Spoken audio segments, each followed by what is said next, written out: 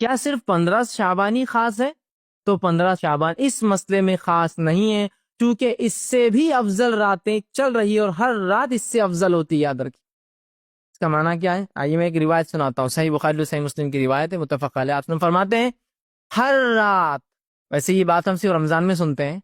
لیکن یہ حدیث جو ہے عام ہے، ہر رات اللہ رب العزت آسمانی دنیا پر آتا ہے، پہلے آسمان پر آتا ہے،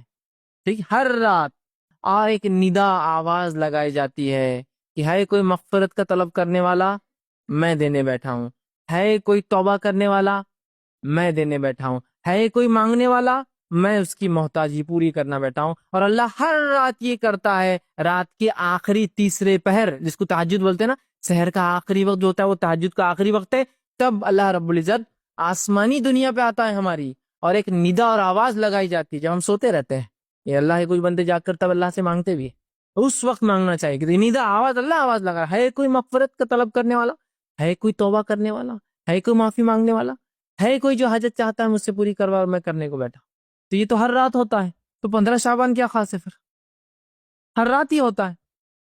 ہر رات ہوئی یہ چیز، ہر رات اللہ رب العزت توبہ اور مغفرت کرنے والوں کو 15 شعبان سے زیادہ فضیلت دے رہا ہے۔ اس رات تو سب کو اللہ معاف کر رہا ہے، لیکن یہاں تو ہر شخص اپنے لیے معافی مانگ سکتا ہے، ہر شخص ہر رات مانگ سکتا ہے، کوئی رمضان بھی خاص نہیں ہے اور کوئی اس کے لیے شعبان بھی خاص نہیں، نہ 15 شعبان خاص۔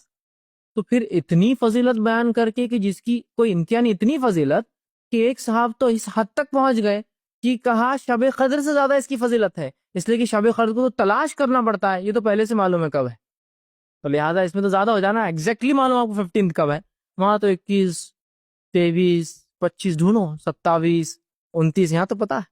یاد رکھیے، ہم نے ان ڈپلیکیٹ راتوں کو منا کر حقیقی رات ہم بھول گئے۔ بہت سے لوگ بولتے تھے وہ کتنی بد زبانی کر رہے ہیں، شب برات کو ڈپلیکیٹ کر رہے ہیں۔ یاد رکھیے میرے بھائی، اگر کوئی حقیقی چیز کو مٹانے کی کوشش کرے دوسری کوئی چیز سے، اور اگر میں اس دوسری چیز کو برا کہوں تو آپ کو برا نہیں لگنا چاہیے، اس لیے کہ جب آپ وہ دوسری چیز کرتے ہیں اس سے ایک حقیقی چیز مٹتی ہے اور مسخ ہوتی ہے۔ تو شب قدر کے بارے میں افسوس نہیں ہوتا آپ کو کبھی کہ آپ اس کو کھو بیٹھ رہے ہیں ان راتوں کی وجہ سے دوسری؟ تو حدیث کے اندر